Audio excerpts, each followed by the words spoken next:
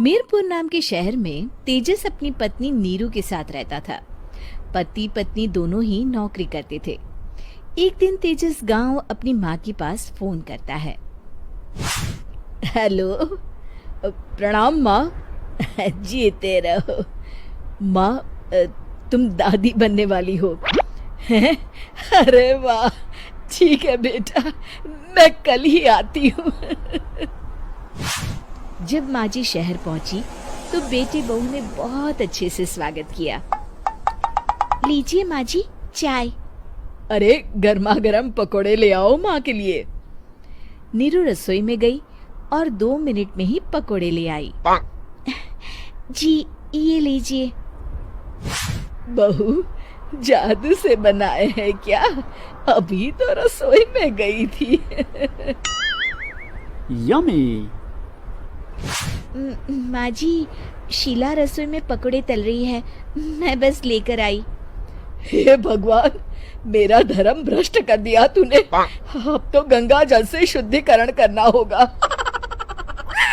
दूसरे दिन, माँ जी मैंने नाश्ता बना दिया है, ऑफिस जा रही हूँ। पर अभी तो घर का सारा काम पड़ा है। शीला आती ही होगी, झाड़ू पोछा बर्तन कपड़े वो सब कर लेगी। हमारे जमाने में घर का सारा काम हम ही करते थे। जी माँ जी, आप बहुत होशियार हैं, मैं घर ऑफिस दोनों नहीं संभाल पाती। तो जरूरत क्या है घर से बाहर जाकर चाकरी करने की? वैसे भी घर का काम खुद करने से घर में बरकत आती है, समझी? पर माँ जी। पर वर कुछ नहीं, इस महीने की पगार मिले फिर ऑफिस बंद। हाँ। रात को नीरू तेजस से कहती है, सुनिए जी, माँ जी बोल रही थी कि मैं नौकरी छोड़ दूं। वैसे ठीक ही तो है, अभी तुम्हें आराम की जरूरत है। फिर भी आराम कहाँ, शीला को छुड़ाने के लिए बोल रही थी। तो अब 24 घंटे में इतना काम तो कर ही सकती हो। पर जॉब पसंद है मुझे, घर पर मन नहीं लगेगा।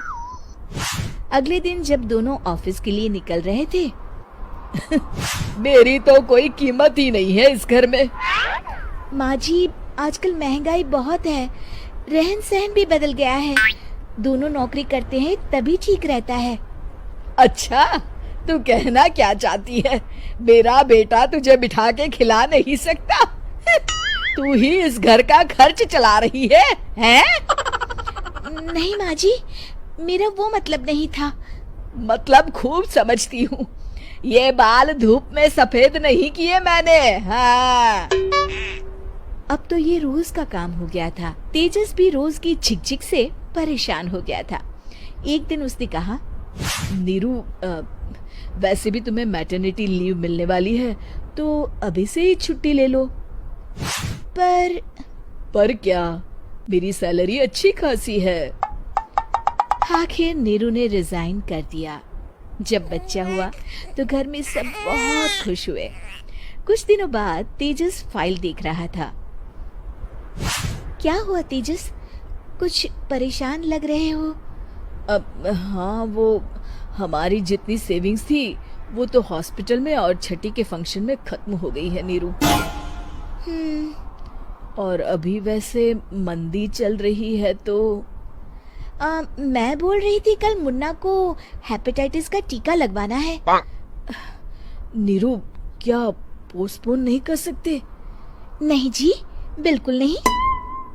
अब तेजस को समझ में आ रहा था कि उससे गलती हुई है। पैसों की कमी का असर घर के माहौल पर भी पड़ रहा था।